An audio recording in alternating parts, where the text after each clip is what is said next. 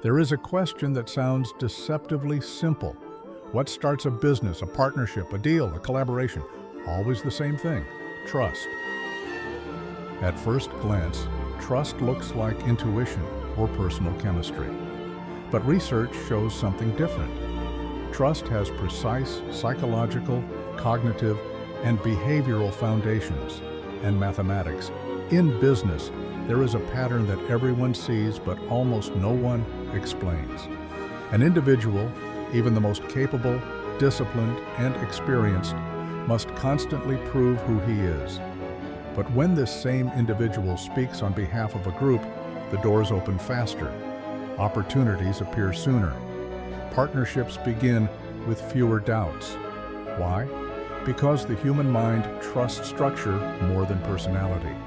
Psychology shows that the brain reduces anxiety when it deals with systems rather than individuals. Kahneman and Tversky demonstrated that people instinctively avoid uncertainty and choose the option with the lowest perceived risk. A group with rules, standards, and internal responsibility looks predictable. It is easier to verify and harder to deceive.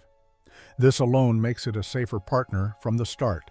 A second mechanism strengthens this effect: the transfer of trust. Brewer and Kramer found that when people trust a group, they automatically extend that trust to each of its members. It is a cognitive shortcut. Instead of analyzing a person, the brain relies on the category. The group becomes a filter of quality, and the member receives trust in advance simply by belonging. Transparency adds another layer.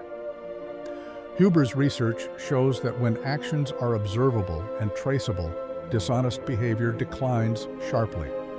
Groups create such environments naturally. Violations are easier to notice, contributions are easier to measure, and motives are easier to understand. External partners sense this, and trust grows faster. There is also shared accountability.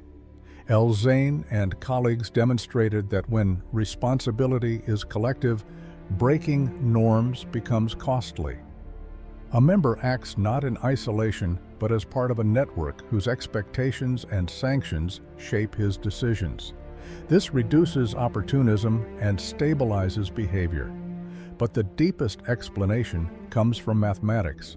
John Nash proved that when every participant seeks only his personal gain, everyone loses. Yet when a system aligns individual benefit with collective benefit, a stable state emerges in which honest, coordinated behavior becomes the most profitable strategy for all. This is the Nash equilibrium, a precise model of why structured groups are more trustworthy than individuals. A club is not just many people. It is an architecture. Architecture creates consistency. Consistency creates predictability. Predictability creates trust, and trust opens doors. And this is exactly the logic behind one executive club. One club, one trust.